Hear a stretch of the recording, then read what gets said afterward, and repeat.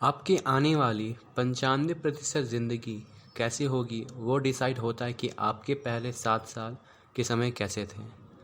इसी कारण की वजह से गरीब लोग गरीब ही रहते हैं और अमीर लोग और भी अमीर होते हैं।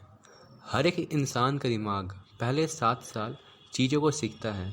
एक इंसानी बच्चा का दिमाग पहले 7 साल एक लोअर वाइब्रेशन फ्रिक्वेंसी पर रहता है ताकि वो अपने दिमाग के तरंगों को जोड़ पाए।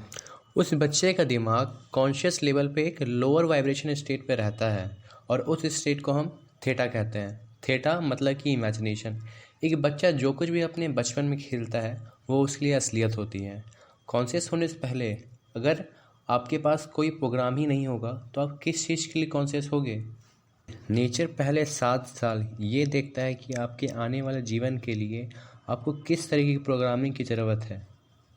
थीटा एक इमेजिनेशन है। आप अपने पेरेंट्स और सोसाइटी को देखते हो क्योंकि आपको आगे आने के लिए लाखों और हज़ारों नियम सीखना पड़ेगा, बस इसलिए ताकि आप एक कम्युनिटी का पार्ट बन पाओ। उन पहले 7 सालों के अंदर आपका दिमाग एक प्रोग्रामिंग सेटअप करता है और उसके हिसाब से आने वाले समय में वो निर्णय लेता है। और ये कोई नई चीज़ नहीं है। अगर आप रिच डैड पुअर डैड ध्यान से पढ़े होंगे तो आपको एक बात ज़रूर पता चला होगा कि अगर आप एक गरीब परिवार से बिलोंग करते हो तो आपको कोई भी काम करने में या फिर पर्टिकुलर काम करने में बहुत ही ज़्यादा स्ट्रगल करना पड़ता है। और वही काम अगर कोई एक ऐसा आदमी करे जो एक अमीर परिवार से बिलोंग करता है तो उसे उस काम करने में उतना कठिनाई नहीं होता है। और इसके पीछे रीज़न है आपका अनकॉन्शियस बिहेवियर, जो कि एक अमीर आदमी एक अपने अमीर परिवार से सीखता है और एक गरीब आदमी एक अपने गरीब परिवार से सीखता है।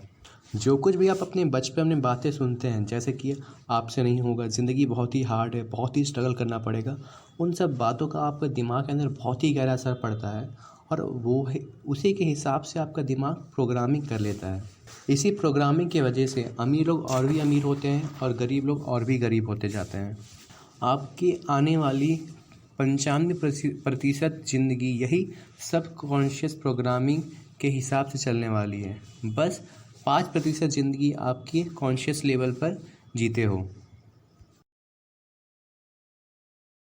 आपको अपनी ज़िंदगी को देखना है और आपको ये पता चलेगा कि आपकी ज़िंदगी के अंदर ऐसी बहुत सारी चीज़ें जो बहुत ही आसानी से हो जाती है क्योंकि आपका जो प्रोग्राम है उन चीज़ों को सपोर्ट करता है। मगर ऐसी बहुत सारी चीज़ें हैं जिनको करने के लिए आपको बहुत ही स्ट्रगल करना पड़ता है या फिर बहुत ही सारा हार्ड वर्क करना पड़ता है क्योंकि उन चीज़ों को आपका प्रोग्राम सपोर्ट नहीं करता। और जब भी उन चीज़ों को आप करने का ट्राई करते हो तो आप एक तरीके से अपने प्रोग्राम को ओवरराइड कर रहे हो।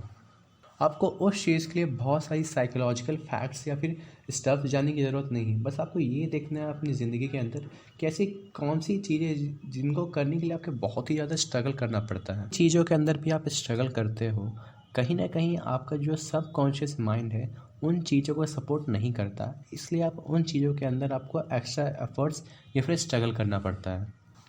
आपका कॉन्शियस माइंड बहुत ही क्रिएटिव है और वो कुछ भी सीख सकता है और कहीं से भी सीख सकता है, लेकिन सब कॉन्शियस माइंड इस तरीके से काम नहीं करता। सब कॉन्शियस माइंड दो फंडामेंटल तरीक़ों से काम करता है। उसमें से पहला है नेचुरल हाइपोथेसिस। जो पहले 7 सालों के अंदर जो कुछ भी आप सीखते हो उसे हम लोग नेचुरल हाइपोथेसिस कहते हैं। लेकिन पहले 7 सालों के बाद आप नया प्रोग्राम कैसे डेवलप करोगे, यहीं पे सेकंड फंडामेंटल आता है, रिपीटिशन। आपको बार बार रिपीट करना पड़ेगा। आप गाड़ी चलाना कैसे सीखते हो? सिंपल, आपको बार बार रिपीट करना पड़ता है, बार बार प्रैक्टिस करना पड़ता है। आपको अपने सबकॉन्शियस माइंड को ट्रेन करना पड़ेगा, जो कि आप रिपीट करने से, बार बार प्रैक्टिस करने से कर सकते हो। एक अंग्रेजी भाषा में बहुत ही अच्छा फ्रेज़ है, fake it until you made it.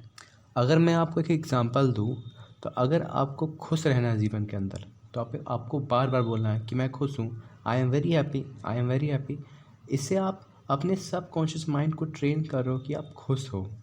आप इस तरीके से अपने सबकॉन्शियस माइंड को ट्रेन कर सकते हो रिपीटिशन से, बार बार एक ही चीज़ को दोहराने से आपका सबकॉन्शियस माइंड उस चीज़ को समझ लेता है। आप यहाँ पे एक काम कर रहे हो कि आपने यहाँ पे नया प्रोग्राम अपने सबकॉन्शियस माइंड को सिखा दिया और जब तक आपका सबकॉन्शियस माइंड इस चीज़ को सीखता नहीं है आपको इसे बार बार बोलना है। आप इस तरीके से अपने सबकॉन्शियस माइंड को ट्रेन कर सकते हो बार बार रिपीटिशन से, लेकिन अगर एक बार आपका सबकॉन्शियस माइंड इस प्रोग्राम को सेटअप कर लेता है तो उसके बाद आपको इस चीज़ को रिपीट करने की ज़रूरत नहीं है, वो आपके सबकॉन्शियस माइंड के अंदर हमेशा के लिए